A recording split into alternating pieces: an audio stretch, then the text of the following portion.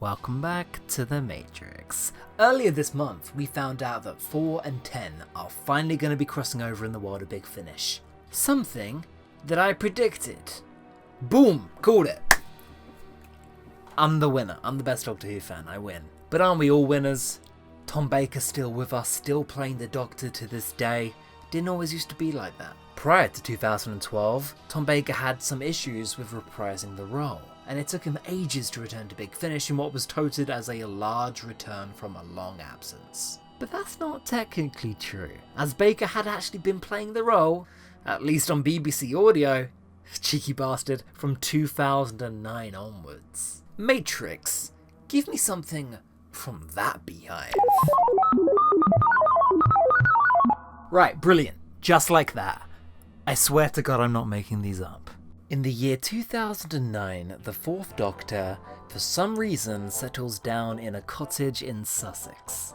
And Nest Cottage is where the Fourth Doctor will remain for 3 entire seasons of audio plays. And for the rest of time, as the Fourth Doctor has retired. This is a late career Doctor at the end of his story. Not Lake Silencio, not Trenzalore, Sussex. I've never had a life like that. Sir, I saw you die, and I wasn't sitting in your sofa watching Midsummer Murders. What's going on there? So settle on down in Nest Cottage with the Fourth Doctor, Mike Yates, and Mrs. Wibsey.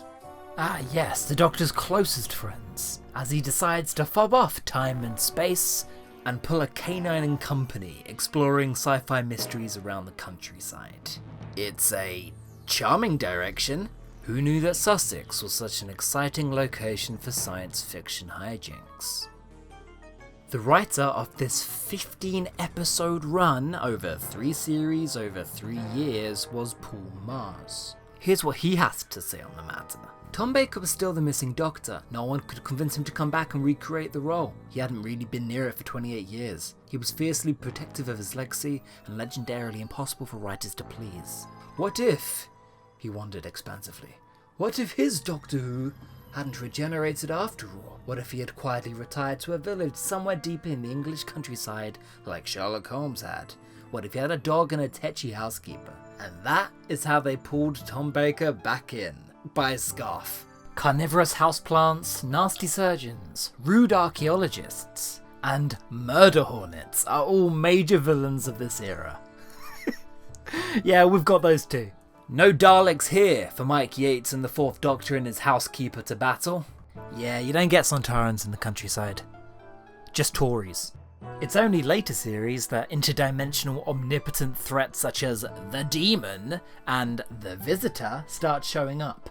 The Visitor, it turns out, is just the Second Doctor, played by his son, David Troughton. Not treated with any of the spectacle of a multi-Doctor story, the Visitor sticks around to the point where he becomes a major late-game villain.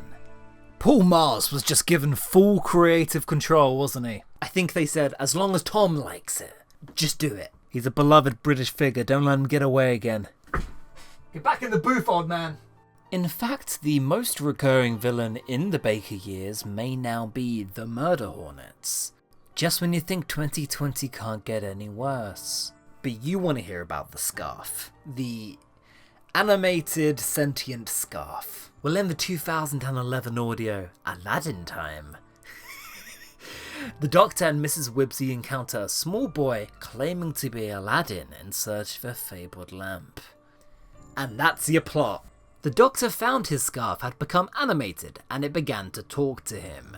He followed the scarf and rejoined with Mrs. Wibsey, Aladdin and the magician, and they found the lamp. When Aladdin rubbed it, the scarf emerged and allowed Aladdin 3 wishes. It does have an explanation, a very weirdly morbid one, in fact, but let's just picture the Fourth Doctor with a sentient genie scarf. It's become too powerful. What adventures is he having? He should be like Doctor Strange, where the cape is sentient and helps him, but you know he's a good dude. Anyway, I don't know why I'm surprised anymore. The fact that the Fourth Doctor scarf can grant wishes, I should have seen it coming, frankly. Number 2. Back to Titan Comics. As previously established, Doctor Who loves itself. Titan Comics really do love doing the whole guided tour of memorabilia and references. In fact, near the end of their run, Nine, Rose and Jack come across 10 different Doctor Who characters from the past before lunchtime. In the Transformed, the Ninth Doctor comes across a late Rusty Davies era Mickey. And his wife, Martha. Hang on, that's a paradox. What do we do there? Oh, we'll just turn her into a gargoyle. Huh? Martha Jones spends this whole story as a gargoyle with gargoyle abilities. Mickey sends a distress beacon to the Doctor, hoping he'll get his one. But instead, Nine comes out the doors, and he just walks away. Nah, jog on, mate. Didn't want you. Fair enough, mate. Could have been worse. Imagine if Hartnell would come out those doors. He would have had no clue what's going on. No, you don't talk to me like that. Ricky Schmidt, whatever your name was. I really don't like The Transformed, as I said in my Ninth Doctor retrospective. It's one of the few comics where I'll point at and go, no, this is nothing like Doctor Who. Especially when Mickey and Martha don't really add anything to the story. It also doesn't tell us anything more about their relationship and how they possibly got married. And what were the chances of that? Oh, they hooked up during, Journey's End. You just didn't see it. They had a glint in their eyes, And because this is the first time the Doctor has met Martha, this also includes her first chronological go in the TARDIS. Depends whose perspective you follow. Never mind River Song, I think the Doctor meets everybody out of order these days. It's a very strange crossover, especially as their dynamic actually seems to regress. But no, they were good with each other by this point. They had mutual respect. So now that the Doctor's always known that Mickey's going to become some kind of action man badass, why is he being a dick again? As the worst parts of the Ninth Doctor rear their ugly head. Anyway, I'm very sad to announce that to this day, Martha Jones in the Whoniverse is a gargoyle lady. Just kidding, she got better. But that's boring! And last of all, let's let the Matrix decide. All Time Lord myths are true. Is there any Time Lord legend that isn't an actual horrifying entity out to get the universe? Every other villain that shows up in the new series seems to be some kind of ancient Time Lord myth. Cult of Skaro. I thought you were just a legend. Yeah, well, they've racked up over the years. Omega, Rassilon, vampires, the Shakri, Weeping Angels, Zagreus, the Guardians, Ravenous, the Rocks from Stones of Blood, the Eternals, hell, even maybe the Doctor himself. Fair enough.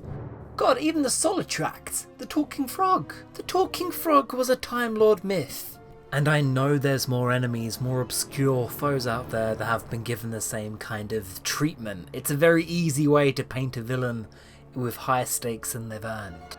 Look, if little Time Lord loom babies are being told about the Shakri, then we've got an issue. Because those guys, not impressive. Even we don't know who they are. And we watched a whole episode about them. Like, who next? Do the Time Lords tell each other sacred myths about the Slitheen? I mean, maybe. Oh shit, wait, no. Let me double check, because I joke, but brilliant, there it is. Andiba and the Four Slitheen.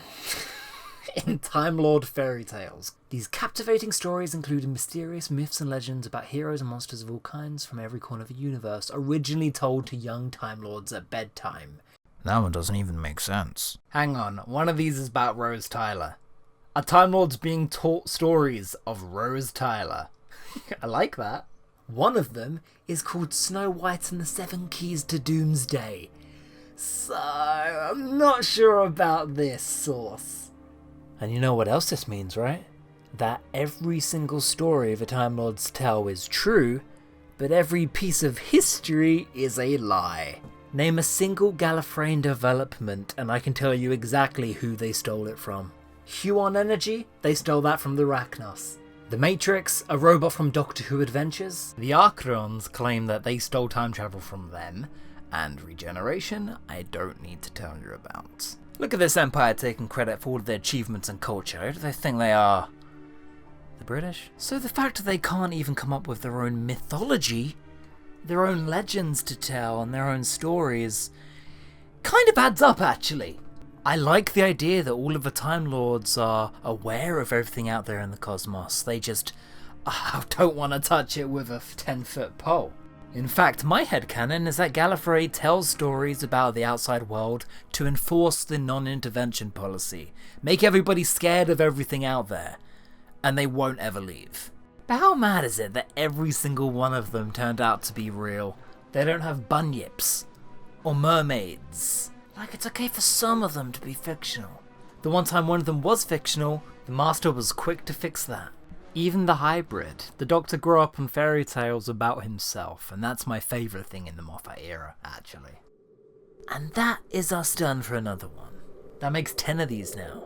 10 of these in lockdown. God.